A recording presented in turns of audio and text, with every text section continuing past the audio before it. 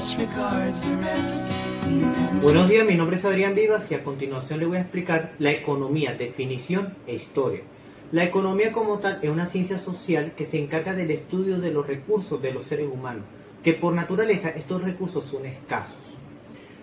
La palabra economía viene del griego, eco, hogar, mía, norma. Por lo tanto sería una norma establecida en el hogar, la administración del hogar.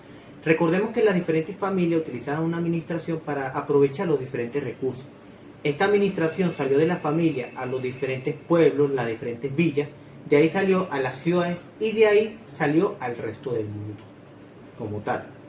La economía también se divide en dos: economía, macroeconomía, microeconomía. Macroeconomía es aquella que estudia el PIB y todo aquello relacionado con los recursos que posee el país. También dispone todos aquellos productos que entran dentro del país en sí. Y la microeconomía como tal se encarga del estudio de los mercados, del individuo, del consumidor y de los bienes que disponen estos y también de lo que de lo que la mayoría de los consumidores están interesados en comprar. Luego hablamos también de los diferentes tipos de economía: economía capitalista, economía socialista y economía mixta. Economía capitalista es aquella que te dice que el Estado no debe intervenir, que el que interviene son las diferentes empresas, el mercado y el consumidor, solamente ellos. En el socialismo te dicen que el Estado tiene que intervenir, que por lo tanto las empresas tienen que someterse a la autoridad del Estado y los diferentes mercados tienen que estar dispuestos a dar precios fijos, dependiendo de los productos. Luego está la economía mixta, que es aquella en donde tanto el gobierno como las corporaciones se meten y intervienen de alguna u otra forma dentro del mercado. De esta forma hay un equilibrio constante. Hablamos también de la teoría de la demanda. La teoría de la demanda es aquella que fue establecida por Alfred Marshall. Alfred Marshall estableció de que los precios y la cantidad del producto dependían mucho, pero que al final se cruzaban. Y ese cruce en el medio era el equilibrio y lo que disponían los precios. Un claro ejemplo de esto sería: si un producto es muy caro, obviamente va a haber muy poquita cantidad de ese producto. Si el producto es bajo y es accesible, va a haber muchísima cantidad de ese producto. Hablamos de la conducta también de los consumidores, que es un análisis que establece las diferentes empresas para estudiar lo que le atrae al consumidor. ¿Cuál es la última tendencia de estos? ¿Qué es lo que ellos buscan? Por ejemplo, un claro ejemplo sería: si vivimos en una sociedad donde la mayoría le gusta la carne va a ser el alimento más prestigioso, va a ser el alimento más codiciado. Seguramente la carne se vuelve inclusive más caro, pero seguramente los vegetales van a ser muy baratos. ¿Por qué? Porque no va a haber nadie que los compre y va a haber muchísima cantidad. Hablamos también de la demanda del individuo y del mercado. La demanda del individuo es aquella que estudia los bienes y servicios del individuo. La curva de Engel se encarga de ver los precios, si aumenta o disminuye, y todo lo relacionado a eso. Hablamos también del mercado. En el mercado se establece la cantidad, la producción de esto y también los costos. Luego de ahí salen los costos y producción que establecen las diferentes empresas, dependiendo de la mano de obra pública. Hablamos también del alquiler, que en este caso sería un cargo indirecto, y hablamos también, por ejemplo, de la materia prima. Todo esto influye en la producción y en la creación de los diferentes productos. También hablamos de la demanda. La demanda es todo aquello que se encarga del estudio del propio consumidor, de lo que el consumidor demanda a las empresas. Hablamos aquí de los precios, de la cantidad y de lo que dispone el consumidor para comprar ese producto. Espero que le haya gustado mi exposición. Gracias. Mi nombre es Roger Rojas. Prosigamos. ¿Qué es la oferta? La oferta determina la cantidad de un bien que los vendedores ofrecen al mercado para cada nivel de precio. Cuando hablamos de mercado nos referimos a donde convergen oferentes y demandantes. Ahora hablemos de los factores que determinan la oferta. El precio del bien en cuestión. Normalmente cuanto más caro sea un bien, mayor será la cantidad del mismo y mayor será la cantidad que estén dispuestas las empresas a ofertar. Del mismo modo, cuanto más barato sea, menor será su oferta. Los costes de producción también intervienen, ya que aquí dependen los factores como la producción, el beneficio empresarial También tenemos que tener en cuenta que si se utiliza tecnología, mano de obra, distintas fábricas, esto incrementará el precio o lo disminuirá y esto afectará la oferta. Por lo menos cuando me refiero a tecnología es que cuanto más eficiente es una tecnología, mayores beneficios empresariales para la empresa tendrá, con lo que ésta podría incrementar totalmente su oferta, es decir, su costo y su precio. Los objetivos empresariales: no es lo mismo producir para un mercado con grandes expectativas de crecimiento que para otro en el que estas expectativas están reducidas. Cuanto mayores sean las expectativas, mayor será la oferta por parte de las empresas. Yo les hablaré también sobre la ley de la oferta y de la demanda. Consta de estas dos leyes, las cuales imperan totalmente en el mercado. Ley de la oferta. Se refiere a la cantidad de producto o servicio ofrecido, el cual depende del precio del mercado, es decir, precio más bajo dará una calidad un poco más baja del producto o del servicio. Ley de la demanda. Se refiere a la demanda del consumidor basada en el precio del mercado, es decir, cuando menor sea el precio, mayor será la demanda del producto. El equilibrio. El equilibrio es un concepto en donde el mercado alcanza las cantidades demandadas y ofrecidas se igualan. Aquí se puede representar esto del equilibrio en diagramas o en combinaciones de precios con cantidades. Esto no se ve tanto, lamentablemente, como por ejemplo en nuestro país no hay una economía equilibrada. El desequilibrio. Cuando un mercado experimenta inestabilidad con precios desequilibrados, excedentes y escasez, las fuerzas del mercado conducen de nuevo a los precios de equilibrio. La ley inversa. Esto nos quiere decir que si aumentamos precio, disminuye la cantidad demandada. Si disminuimos los precios, aumenta la cantidad. También tenemos otro término interesante como la eficiencia económica. El ganar-ganar, el perder-perder, o el ganar y perder. Y el costo de oportunidad.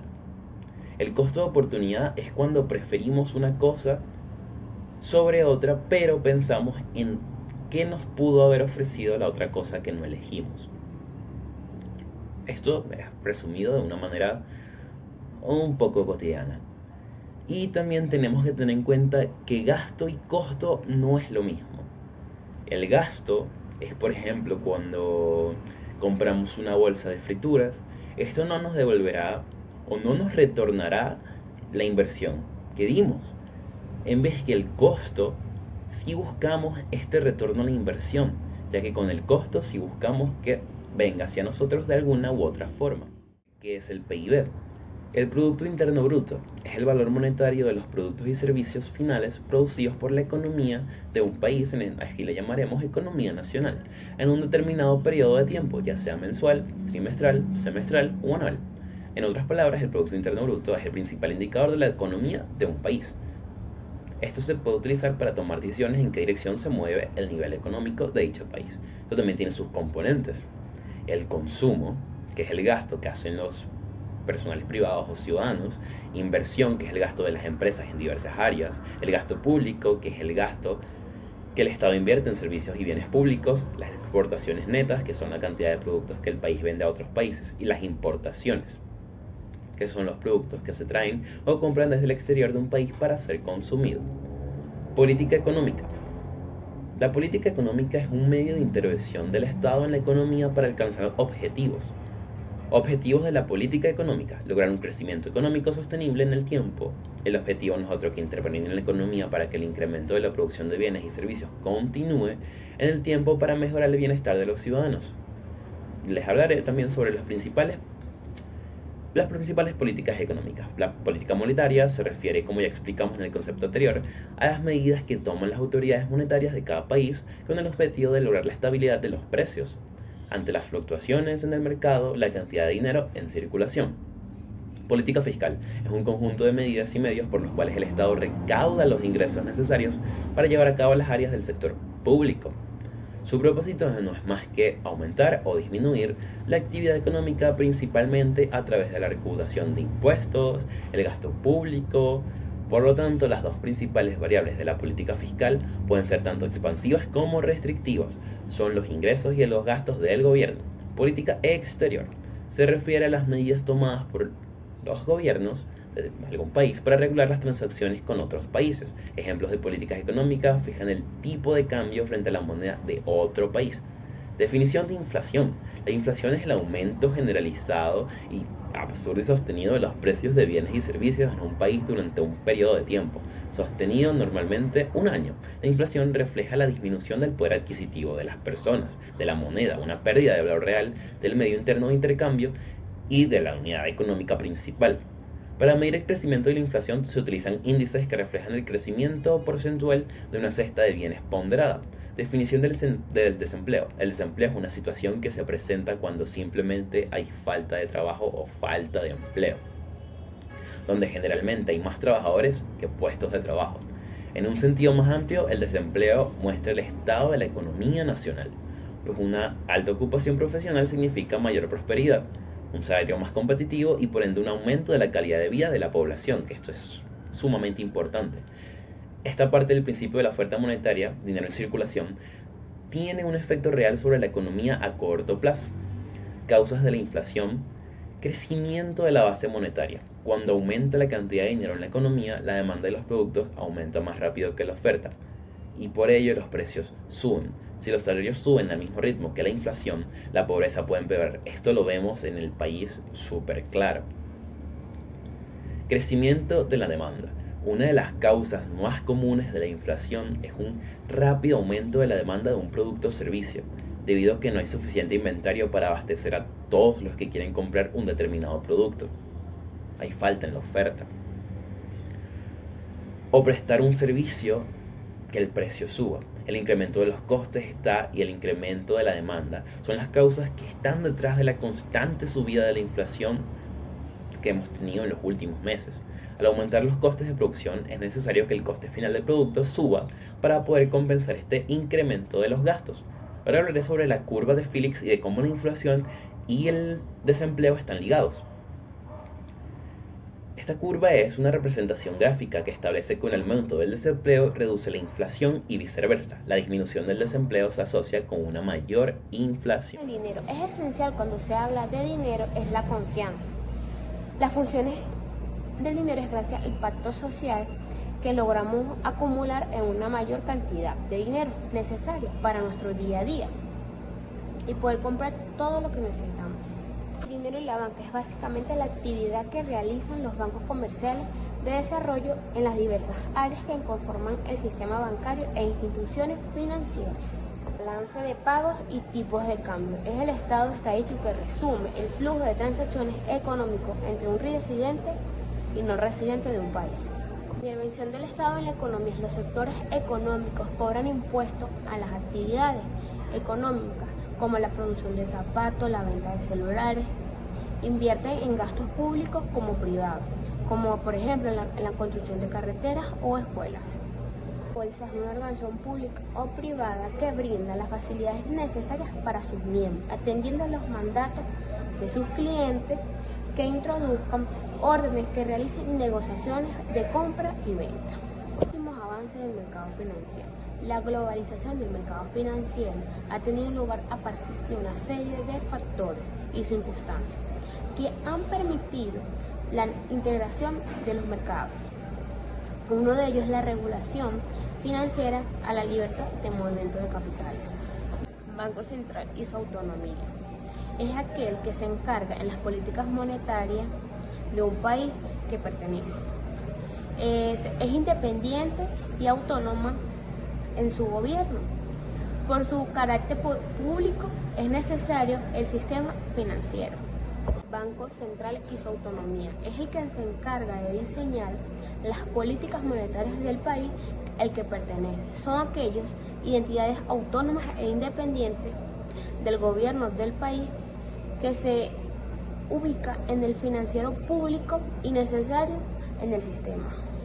Dinero y los tipos de interés, o conocido también como tasa de interés o precio del dinero. Es la cantidad a pagar por utilizar en una cantidad de dinero en un tiempo determinado. El porcentaje se mide en un 1% y las personas o gerentes que piden préstamos se devuelve en la normalidad del 1% al final de la operación. La desigualdad económica consiste en un reparto desequilibrado de riquezas y rentas económicas entre los miembros o grupos de una comunidad. El método más conocido por su medición es el coeficiente de Gini. Si la puntuación es 0, es que existe una igualdad plena. Si la puntuación es de 1 o 100, es que el único individuo lo posee todo. Es decir, que cuanto más pequeño sea el Gini, menor es la desigualdad, y cuanto mayor sea este, hay un incremento de desigualdad. Causas de la desigualdad económica. No es cuestión de ingresos y capital. La desigualdad económica está asociada a otros tipos de desigualdades y juntas aumentan el peligro de caer en marginación. La globalización hace que la economía mundial esté más integrada y, por ejemplo, facilita las prácticas como la externalización de los servicios. Esto provoca que las empresas puedan subcontratar a su personal en otras regiones, como los países en desarrollo, y demanden perfiles como cualificados. El resultado es la eliminación de puestos de trabajo y la creación de otros con condiciones y sueldos deficientes. La irrupción de la tecnología. Las nuevas tecnologías pueden crear una brecha profesional y salarial porque benefician las habilidades personales y contribuyen a la producción. De este modo, aquellas personas que conozcan estas herramientas y sepan utilizarlas puedan aprovechar sus posibilidades porque se crean nuevos puestos laborales asociados a ellas. Creación de aplicaciones móviles, community manager y experiencias de realidad aumentan. Habrán personas que pierden su trabajo porque su labor podrá ser sustituida por nuevas tecnologías. En cambio, aquellas personas que desempeñen funciones no rutinarias sino más creativas no sufrirán de este relevo. La distribución de la riqueza. Esto ha provocado que en los países ricos la riqueza pública sea negativa o próxima a cero, mientras que la nacional, riqueza pública más privada, ha aumentado.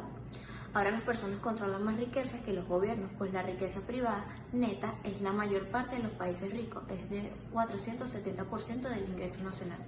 En cambio se observa que la pública, activos menos de deuda, ha menguado. El resultado es una mejor capacidad de los gobiernos para enfrentar la desigualdad. Los empleos y salarios en este punto se agrupan en varias cuestiones. La desigualdad de salarios según el nivel que se ocupa en la empresa. En la mayoría de los países los sueldos se incrementan de forma paulativa en todas las distribuciones salariales. Sin embargo, se produce un incremento drástico dentro de un rasgo superior de la remuneración. Tendencias hacia la precaria laboral, situación de la mujer en el mundo laboral. En dicho informe se explica que las mujeres se encuentran en una situación más vulnerables. Ellas ocupan los puestos con peores sueldos. Los sistemas fiscales. Se tienden a sustentar las políticas públicas mediante las aportaciones de las personas trabajadoras y las familiares, mientras que se buscan reducir la fiscalidad a las personas pudientes y grandes compañías. Hay persistencia del sistema tributario poco progresivo concentrado en torno a las rentas de trabajo.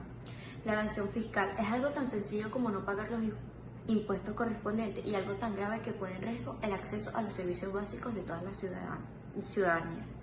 Las personas adineradas y de grandes empresas ponen en marcha complejas estructuras de planificación fiscal para evitar su desembolso.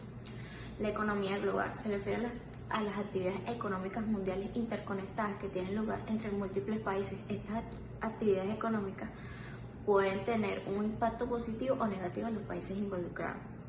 La internalización de las actividades económicas permite el acceso a otros mercados, lo que posibilita el crecimiento económico, intensifica el proceso de intercambio de cualquier tipo de bien entre los diferentes países del mundo. Historia del periodismo económico. A lo largo de la historia, el desarrollo del periodismo económico ha estado relacionado por momentos de euforia y desolación, por situaciones de innovación y cambio, y por fases de estancamiento y atonía. En cierta medida, a través de esos comportamientos cíclicos, se han ido consolidando los principios y los modos de informar sobre temas económicos, financieros y empresariales. Al mismo tiempo, desde un primer momento se han mantenido tensiones y problemas, desafiando profesionales que den fondo a acompañados, casi sin variar significativamente a la práctica de esta especialidad periodística. Esta especialidad se divide en 4 partes: información financiera y crisis bursátiles, información económica y políticas económicas, información empresarial y cultura de negocio, por viejos y nuevos desafíos. Por periodismo especializado entendemos aquel que resulta de una aplicación minuciosa de la metodología periodística de investigación. Los múltiples ámbitos temáticos que conforman la realidad social condicionada, siempre por medio de comunicación que se utilice como canal para dar respuestas a los intereses y necesidades de nuevas audiencias sectoriales. Los géneros del periodismo económico. Por lo anteriormente mencionado, la información del periodismo económico se divide en 4 grandes secciones. La información microfinanciera. La información microfinanciera es aquella información destinada a cubrir las informaciones sobre actividades económicas del Estado, así como el del resto de economías mundiales. Información bursátil. La información bursátil es aquella información que arroja datos sobre la bolsa de valores, tanto nacional como internacional. También, por todo lo anteriormente mencionado, la información del periodismo económico se divide en 4 secciones: información macrofinanciera, información bursátil, información de finanzas privadas. Lies and jest, still the man hears what he wants to hear and disregards the rest.